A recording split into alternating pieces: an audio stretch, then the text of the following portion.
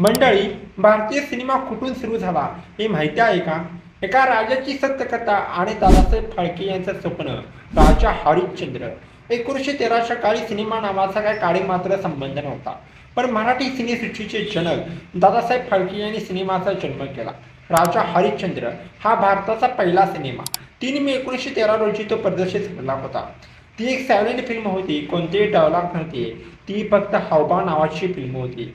सिनेमाचे निर्माते, दिग्दर्शक, लेखक आणि एडिटर सगळं एकट्याने केलेलं होतं. म्हणजेच की दादासाहेब फाळके यांनी केलेलं होतं.